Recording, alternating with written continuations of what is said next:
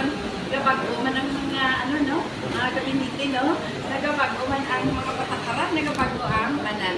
So di kun sa aton man nga life as a Christian, may pagpaguman kay nga before tagin bato si Jesus sa aton nga kabuhi, it's more of ourself man eh. Self, akon, atuman, ako, no? Pero, kung nag-decide kita magtulong si Jesus sa ating life, may changes. From self to Christ. Ang na, from self to Christ. So, may change of administration na sa ating nakabuhi bilang isa ka Kristiyano. So, self, which is karon kahit impacto mo si Christ sa imong self, sa imong life, may changes.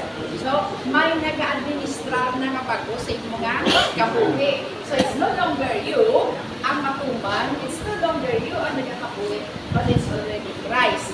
So, kung si Christ na gani, it's already divine. Ala niya kabuhi ni Kristo sa atin niya kabuhi.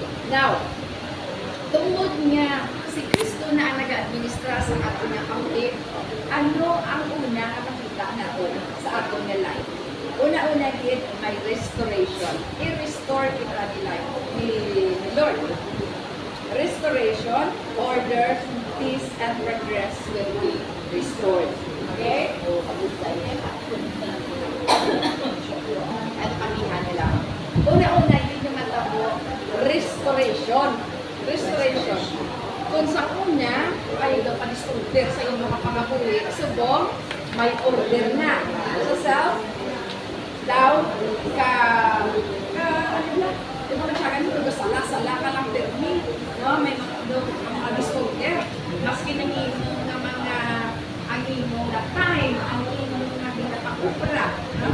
Pero subong, kasi Christ na ang nag-manage sa imong life, siya na ang nag-administer, may, ano na, may order. In order na because God is a God of order. Dira makita, lagi na niya, basta si Lord na gano'n nag-manage or nag-administer sa ato yung kabuhi, everything will be ordered because God is a God of order. Ano pa yan? Peace. Restoration, order, peace. Kung sa una kagarot, imo ka panimalay kagarot, imo ka una-una kagarot, imo ka ipasuon kagarot, dugturo na lang panananan niya, magarot ang imo nga palibot. Pero subok ay ara na si Christ sa imo kabuhi, may peace na. Nga may peace na sunod sa panimalay. Sa una na ito labog, ang mga pinigan, para dito kaliro, wala pa din akal kung may grupo, no? Maniginaway. Subok, may peace na kanya. Kabalo na magpasensya, kabalo na mag-insyente, kabalo na maghatag sa o magpalaba sa pasensya kang magbuligay. So that's why may peace, may progress. Okay. Progress. Kung sa una kapigagawin, kasi ito pa sa unang magkita ko, no, pero nakatangla ko, nagsuslakit, bakit tao, ang start na nag-siga, subong kita ko na may progress niya sa amin niya, pangapunti. In-restore na ni Lord ang kapigagawin, no? Kaya subong namin na yung mga balay, may ako na wala na puno. Sa una, puno ka sa utang, puno ka sa utang. Subong may progress na, napamayaran ko na yung mga kautangan. Kaya nga, ang muna siling ko, the first effect sa aton na acceptance with Jesus Christ as our Lord, restoration, order, peace, and progress will be restored. Okay. Brothers and sisters, tandaan na that Jesus Christ is the best administrator. Wala sa may makatuto, makapaliw sa iya. Jesus Christ is the best manager. Wala din kita na makumparahan sa iya. So, as soon as He takes over the administration, He will begin to restore order in your whole life, starting from the mind to the heart and to the various human faculties. Sa akong sa umpis natin. Diratagin na siya mapatsagan. I know, for pila nakamas na nagpapalo sa NSS, napatsagan na siguro ang restoration. Amat-amat na napag-bago. So, the mind will begin to have the right sense of value and correct priorities. Now, ang ating mind na nag-usa siya sa makita na ilang right sense of value and correct priorities. So, sa una, masilig ka na priority, kuya, kita ko na priority, kuya, para maka-accumulate ako sa damo magiging mga material na butang. Isubong nga ang Domingo, yung mahatag nyo naman kayo. Sa una naghapal ka lang ang pasinto, kasi nagsiluwa. Hapon lang ang pasinto. Isubong nga ang aga ang pasinto. Tapos ito may formation pa. Di ba lang? So, restoration nag-atako. Kaya nag-amat-amat na nag-umpisa ka ng right sense of value and correct priority sa ating na life. Yan ang pinaka namin pagkita. Hindi natin makita na ang aton nga attitude nag-amat-amat ng Christ na.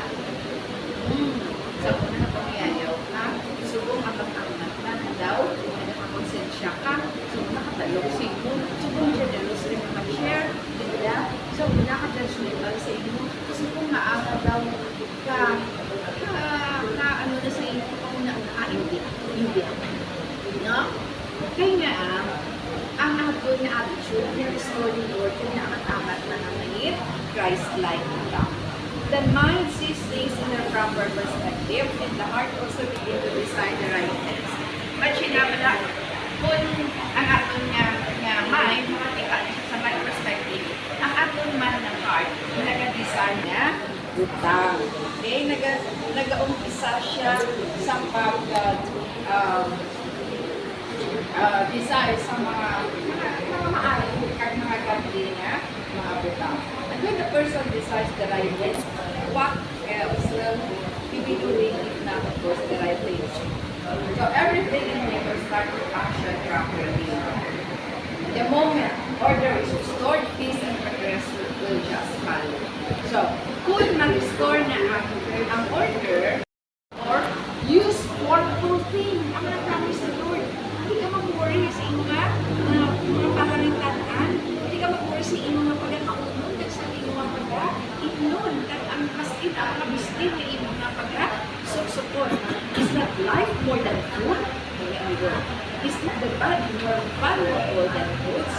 Stop worrying over questions like this. What are we to eat or what we to drink? Unbelievers, remember, the unbelievers are always running after these things.